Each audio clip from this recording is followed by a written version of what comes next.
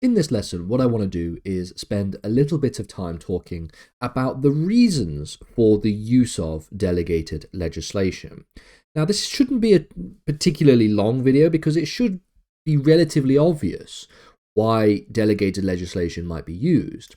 Now, to just very briefly recap from the previous videos, delegated legislation refers to the laws and the regulations that are made by an individual or body under powers that are conferred onto them by some act of parliament.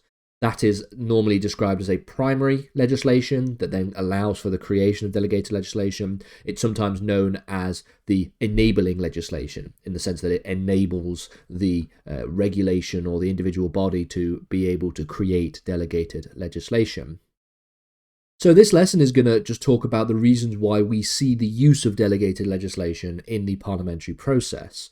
We'll examine the following reasons, and really you should just think about these reasons already and understand these are the reasons why you would use delegated legislation. Now, this is going to be the penultimate lesson on the subject of delegated legislation, where the next lesson we will talk about the advantages and the disadvantages associated with the use of delegated legislation. So, the primary reason, arguably, for using delegated legislation is because there is a need for speed. Ultimately, there is a need for speed and a need for efficiency in the lawmaking process. Parliament cannot dictate and dedicate time to creating the detailed rules that are required in every single possible situation. The legislative process for passing an act of parliament is a time-consuming one. There is extensive debates, there are various different reading stages, there are the committee stage and the report stage, various different amendments and various different votes. Especially this is the case for complex or potentially major moral and political issues. On the other hand, a piece of delegated legislation allows government ministers or regulatory bodies to make detailed rules and regulations relatively quickly. So, for example, if Parliament were to pass an act to regulate a new industry could include something like cryptocurrency, for example, which is in dire and desperate need of regulation. The ministers can use delegated powers to create specific rules on licenses, market practices, and technical standards without waiting for Parliament to debate every single piece of the legislation.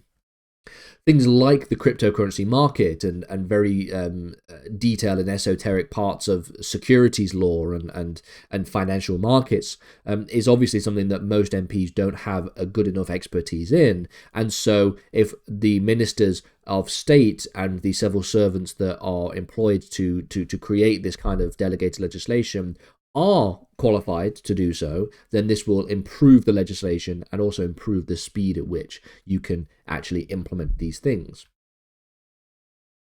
And this sort of ties us over to the next major advantage, the use of technical expertise and specialization.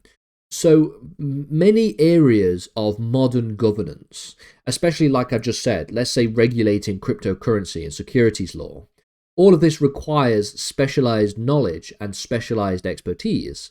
It would be particularly impractical for Parliament, which operates at a general policy level, to address all of the technical details of a particular subject.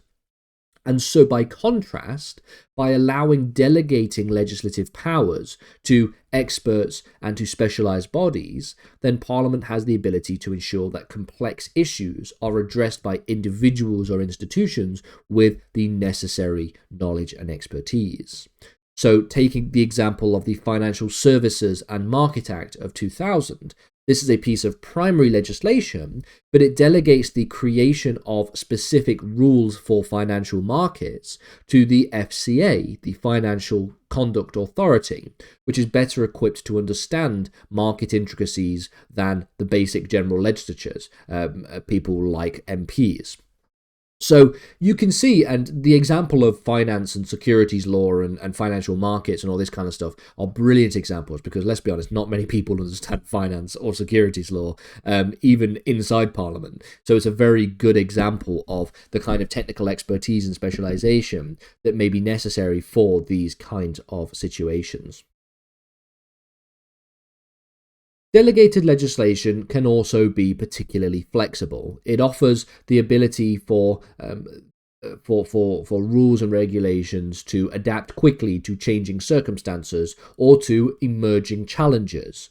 In areas where laws need constant updates, so for example due to technological advancements or scientific developments, so take for example the AI revolution at the moment and the use of artificial intelligence in every single facet of technological life, all of this has changed dramatically in the last 2 years. In these kinds of situations, delegated legislation allows governments to make rapid adjustments without the need for a full parliamentary process. Another example might be the use of and the dealing with the detailed routine and administrative matters. So many legislative issues concern routine, administrative or technical matters that do not necessarily require the full parliamentary debate that is necessary or needed for legal authority. So if, for example, there are administrative procedures to establish fees and penalties for particular small issues, then a law passed by Parliament might give a minister the power to set, let's say, specific tax rates in order to determine the procedural steps for applying for a license, such as an environmental permit or a building regulation. All of these things are particularly minor issues that don't require a full debate in Parliament, and so really they shouldn't be getting bogged down with these kinds of situations. Another reason for using delegated legislation is because of what it says on the tin. It typically is used for implementing or enabling primary legislation. So primary legislation typically outlines the broad principles and policies, but it cannot typically cover every single specific detail. Some pieces of primary legislation are particularly short.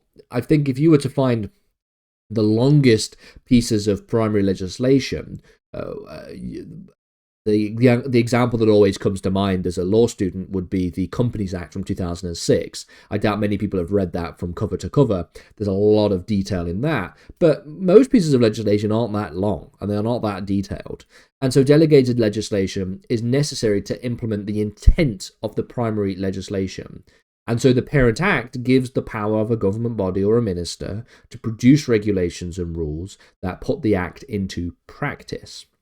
So, for example, if we have Parliament passing a law that requires certain health and safety measures in workplaces, then delegated legislation might specify the types of equipment to be used or the standards of ventilation for that kind of work environment. This is something that isn't necessarily going to be found in the enabling legislation, but is going to be found in the delegated legislation.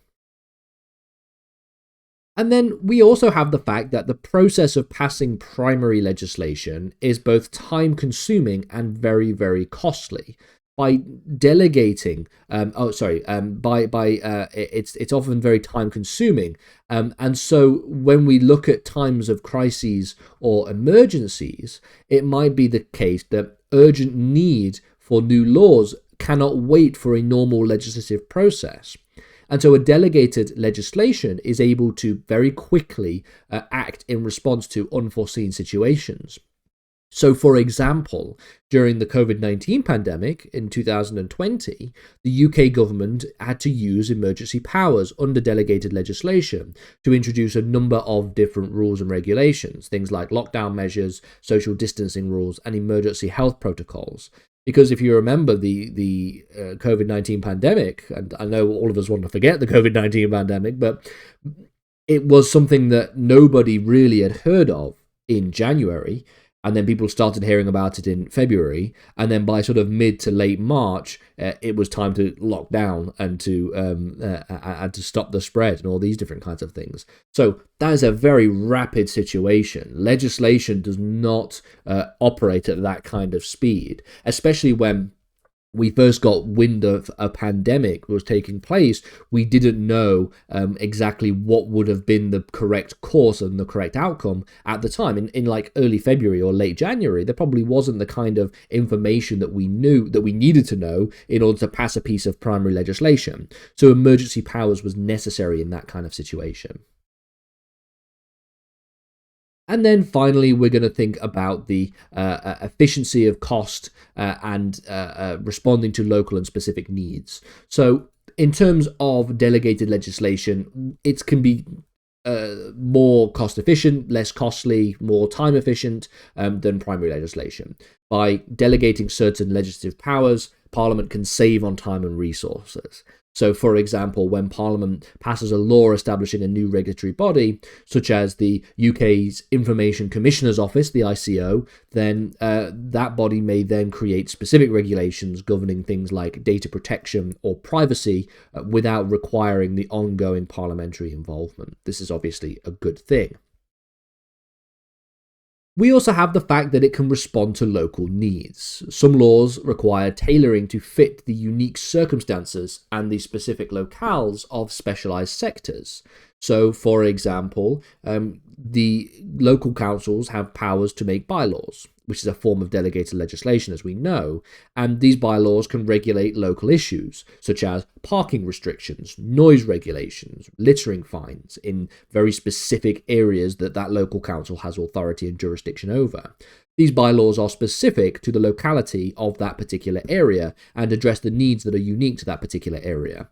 It wouldn't make much sense to have Parliament delegating or Parliament passing primary legislation on the noise regulations in a local council in the north of England, for example. This doesn't seem to make much sense, and so it is able to delegate that legislation or delegate that authority effectively.